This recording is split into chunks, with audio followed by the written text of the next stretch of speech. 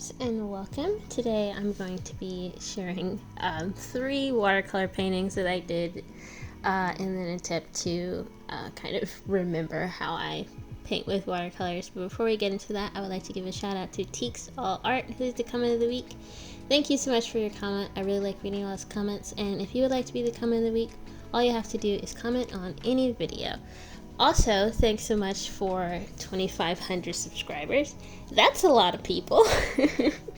And I just I was looking, I think through analytics or something the other day, and I just noticed that, and I was like, wow, that's a lot. So thanks so much for subscribing. It really means a lot to me that many people were like, you know what, I think I could watch this. But anyways, like I said, I did 3 watercolor paintings. The first one I did, which is the one that you're seeing now, is it was purely for like character design purposes. This is my OC Shanti. She's in one of my Star Wars fan fiction things, and I saw this cool outfit on Pinterest, and I was like, that looks like something that you would see in the Star Wars universe, so I wanted to draw it and kind of modify it a little bit. But while I was doing this, I went into it thinking, oh, I really want to use watercolors, and when I started, I was like, I'm feeling awfully clumsy this time around with these colors, and it's really not coming out the way I wanted it to. I was struggling a lot with getting the colors that I wanted, like particularly for her like skin tone, also her hair. I struggled a lot with painting her face. I think this outfit she's wearing, I think the coloring on that looks fine, but I like to do a little more fancy stuff with faces when I'm using watercolors, and that's what I was struggling with a lot, just making sure the colors, the skin tone was right, and all that stuff. And I was gonna just upload that speed painting and call it a day, but I was like, I'm really not satisfied with this. And the character, she wasn't looking like herself either, and it was just a whole thing. So I was like, you know what, we're gonna try again, but this time we're gonna focus on just do a portrait and focus on just getting that face right. Also, before I started this, I really wanted to use my Tombow Fudenosuke, or however it's pronounced, brush pen, and I was like, I don't know if those are waterproof. Turns out they are, and I could have been using them this whole time, which I normally use like ballpoint pen for like watercolor stuff, but you can use that too, I learned. So that's what I used for this one, and I think the last one I did. But anyways, with this one, I was like, I'm gonna go back to the basics. It's gonna be just a portrait. I'm gonna focus on how I recall painting faces. And what I had started doing rather was I would do kind of some type of underpainting. You see it here, where I would use like pink or red in the cheeks, on the cheeks, and like on the lips and nose. Yellow where the highlights would be, usually blue where the shadows would be, but I was like, I'm gonna go with purple instead, because I was looking at some stuff on Pinterest, and I noticed like purple, and I noticed like a lot of purple shadows and stuff on some of the drawings that I saw. So I was like, I kind of want to try that. And I think this had some potential starting out, but I wasn't really waiting for my layers to dry, and I went in with colors that were way too saturated for the amount of layering that I wanted to do. Also, I saturated the entire page with water to kind of get a blooming effect, which you can kind of see on the outside of where, like on her hair and stuff. But because I put so much water on the paper was like doing this weird peely balling up thing. I don't think this paper, it's like the Strathmore Vision watercolor paper, I don't think it's meant to hold that amount of water. So that was a mistake, and I was like,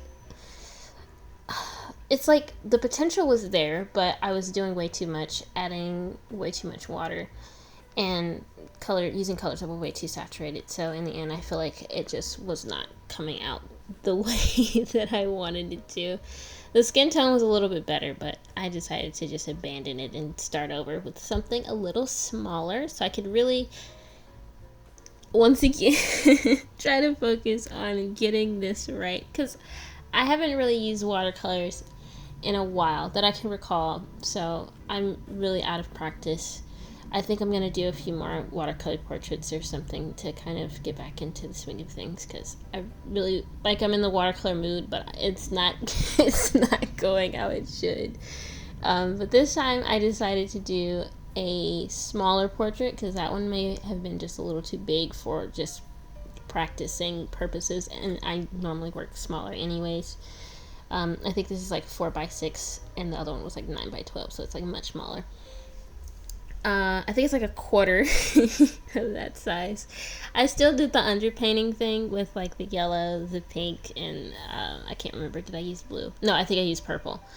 However, I worked lighter, much lighter, and I tried not to use too many saturated colors right off.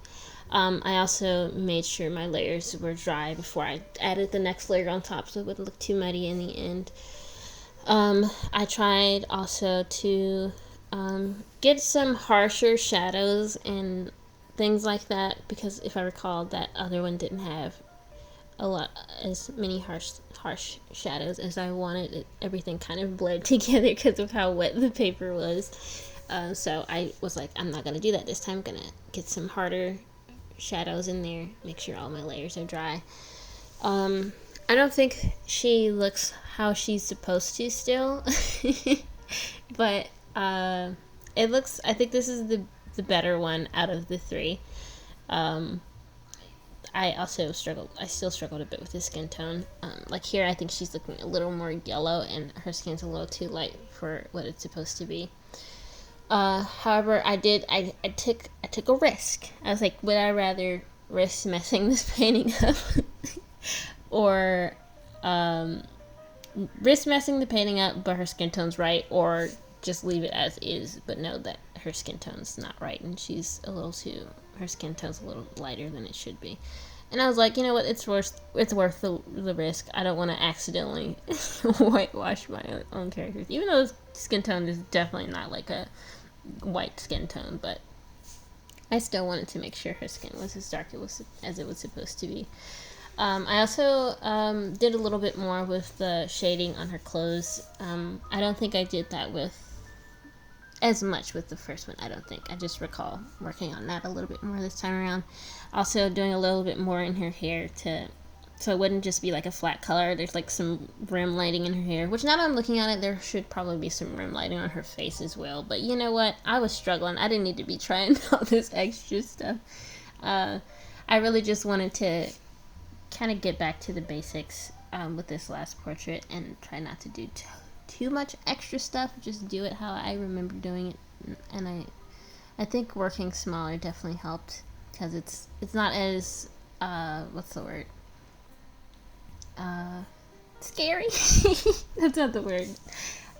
It doesn't feel as intimidating. Yeah, that's the word. As intimidating as doing like a larger portrait. Like that other one. I should not have went from, oh yeah, I'm struggling to draw or paint this face, let me jump right into a giant portrait. That was not the move. But this particular painting, it has its flaws, but like I said, I do think that it's the best one out of the three. So happy with that. This is all the little drawings I did. Some of them aren't little.